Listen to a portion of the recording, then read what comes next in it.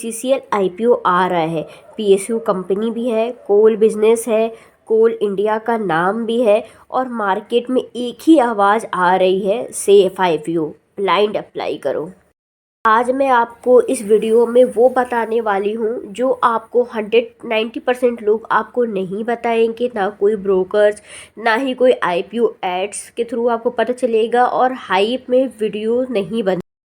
ये वीडियो आप एंड तक देखिए क्योंकि एक गलती आपके सालों के रिटर्न को ख़त्म कर सकती है।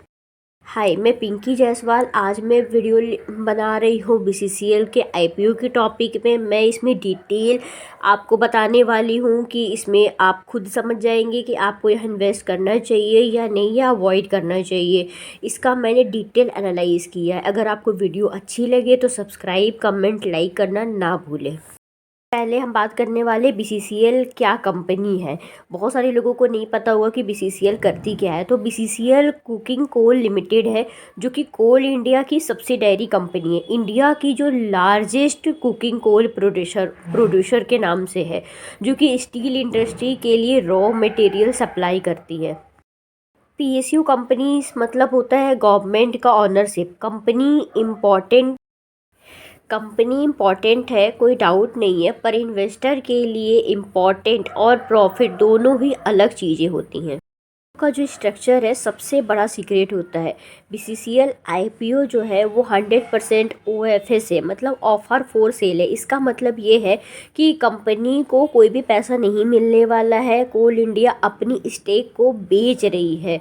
अगर कंपनी ग्रोथ के लिए आईपीओ लाती है तो वो बात अलग होती है। यहाँ पर तो आईपीओ का जो पैसा है वो बिजनेस में नहीं जा रहा है। ये 90% रिटेल इन्वेस्टर जो है मिस कर देते हैं।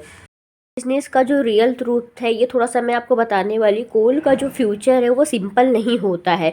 जो कोकिंग कोल होती है उसका जो डिमांड होता है वो स्टील के पे डिपेंडेंट होता है।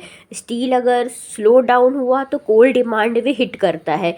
ग्लोबली अगर कमोडिटी का जो साइकिल होता है उससे डायरेक्ट इम्पैक्ट होता है। ये एफएमसीजी या आईटी सेक्टर नहीं है जहाँ पे आप प्रिडिक्ट कर सकते हैं।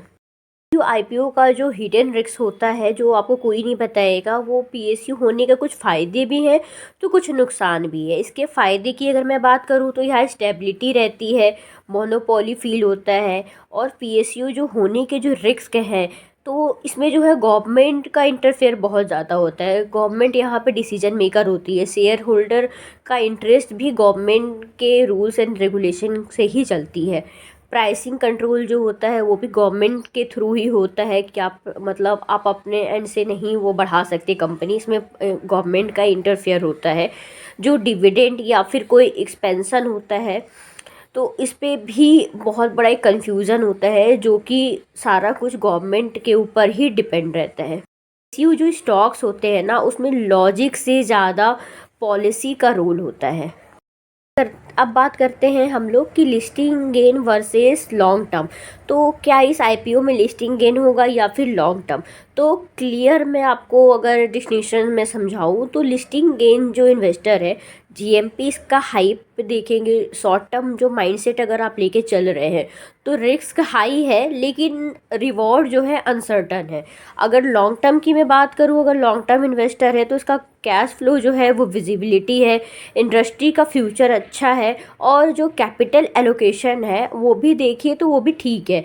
तो बीसीसीएल आईपीओ का जो लिस्टिंग के लिए हो सकता है अट्रैक्टिव हो, पर लॉन्ग टर्म के लिए पेशेंस और रिस्क एपिटी चाहिए। मिडिल क्लास की जो कॉमन गलती होती है ना वो पीएसयू को सेफ समझ लेते हैं। कोल इंडिया का नाम मतलब गारंटीड। तो ये मार्केट का जो सबसे बड़ा मिथ है। मार्केट में सेफ वही माना जाता है, मार्केट में सेफ वो होता है जिसमें रिस्क पहले ही समझ लिया जाए। कमेंट करके मुझे ज़रूर बताओ आप लिस्टिंग गेन के लिए अप्लाई करोगे या फिर लॉन्ग टर्म के लिए। लाइक एंड शेयर अगर आपको ये एनालिसिस ऐड में नहीं बताया जाता, और सब्सक्राइब करना ना भूले for the honest financial content without hype. हम मिलते हैं नेक्स्ट वीडियो में।